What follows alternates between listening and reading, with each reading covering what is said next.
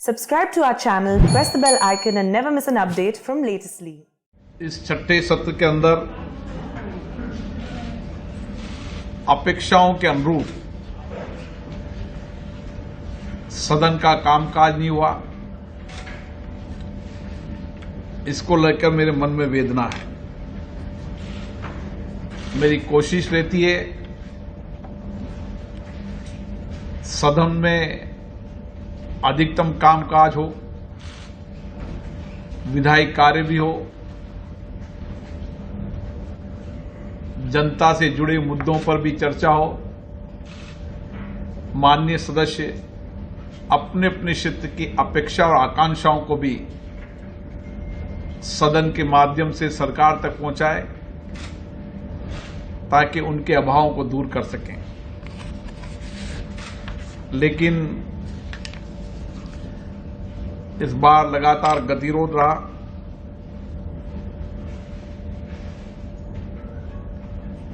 और ये गतिरोध समाप्त नहीं हो पाया। पिछले 2 वर्ष संसद के कामकाज की दृष्टि से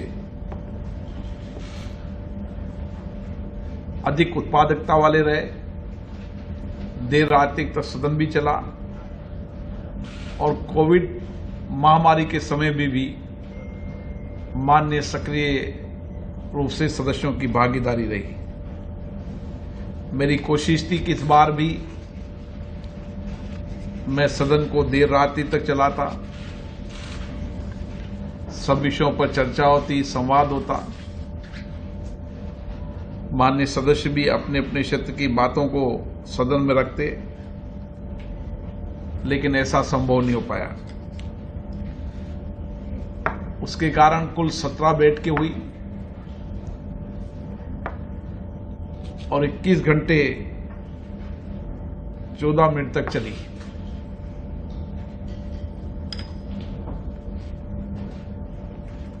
और 96 घंटे जो नियत समय था उसमें केवल 74 घंटे और 46 मिनट तक ही सदन चला। कुल उत्पादकता 22% रही। 15 सरकारी विधेयक पुरस्तापित किए गए, 20 विधेयक पारित हुए। अन्य पिछड़ों के आरक्षण से संबंधित संविधान 127 में सभी दलों की सहमति से सदन चला। मैं इस मौके पर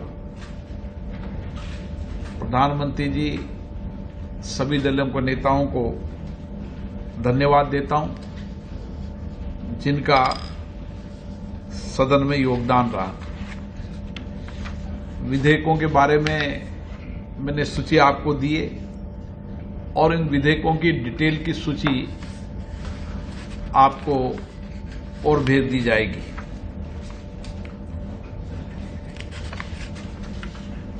सदन में आप सभी लोगों का सकारात्मक योगदान रहा।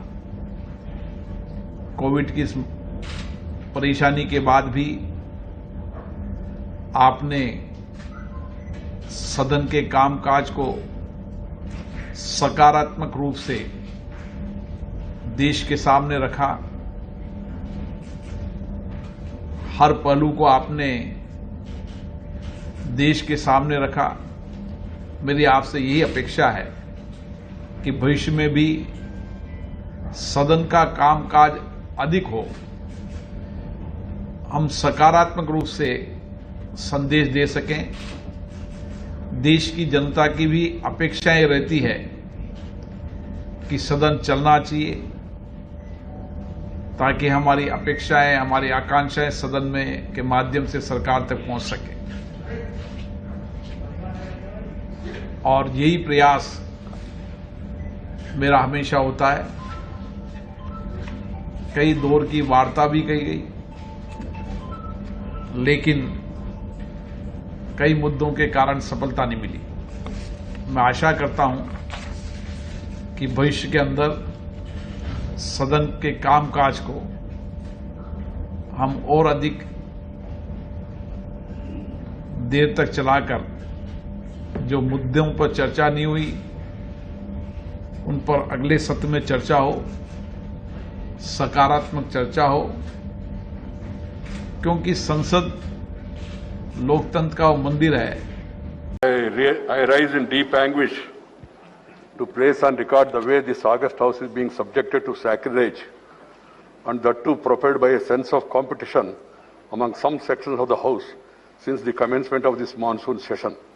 Everything said or done violating, hurting or destroying this sacredness of any place amounts to an act of sacrilege. Whereas land of temples, churches, mosques and gurudwaras, these are holy places with demarcated sacred areas which are known as sanctum sanctorum. The Parliament, the apex legislature of our country, is regarded as the temple of democracy. The table area where the officers and reporters of the House, the Secretary General and the presiding officer are seated is considered as the holy sanctum sanctorum of the House. A certain degree of sacredness is attached to this place. In our temples, devotees are allowed only up to this sanctum sanctorum and not beyond. Entering this sanctum sanctorum of the House in itself is an act of sacrilege. It has been happening as a routine for some time. I am distressed by the way this sacredness was destroyed yesterday. While some members sat on the table, some others climbed on the table of the House, perhaps to be more visible in such acts of sacrilege. I have no words to convey my anguish and to condemn such acts. As I spent a sleepless night,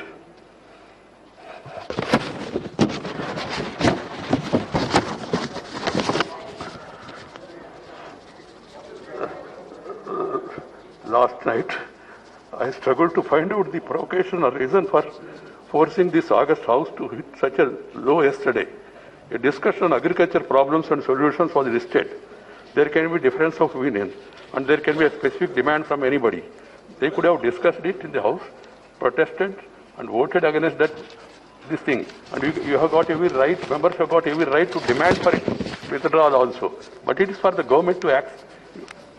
You can't force the government to do this or not to do this.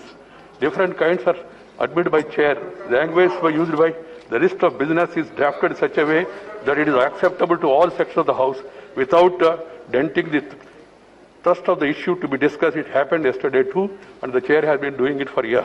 I find it difficult to understand as to why the subject was listed in the list of business for yesterday would have prevented any member to raise any issue concerning the farm sector, including 3 farm bills that some members were keen to raise in the House and even demanding their withdrawal.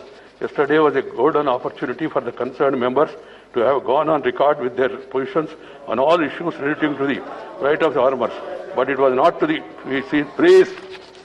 please have the decency at least, as the chair is saying something, at least to hear it. You may not agree, that's a different matter. The positions on all issues to the right of farmers, but it was not to be, as the sole intention seems to be, not to allow the House to function. Sir, 35 bills have been passed. Right at the start of the proceedings of the House yesterday, I have cautioned them not to take up the listed discussion on farm sector. And then, what is worrisome, some members of the House have caught the sad moments of sacrilege in the House yesterday and posted it on the social media. While doing so, they only ended up showing the people to the extent which this August House can degenerate to the newfound competitiveness and aggressive disruption by some sectors. I was very sad. I am deeply anguished, and also the nation also is anguished. As the chairman of the House, I am sacred to visualize the implications and consequences of such competitive acts of sacrilege in our temples of democracy. I earnestly appeal to the collective conscience of this House to seriously reflect on what happened yesterday, to explore the remedies. If any failure to do would certainly amount to the setback to our parliamentary democracy, and to make it irrelevant, I would like to remind all of you that we begin to celebrate 75 years of our independence in a few days from now.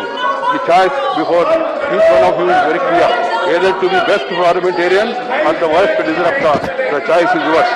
And I am told that some people have complained about not showing this in the Rajya Sabha. I don't know why Rajya Sabha TV is not showing.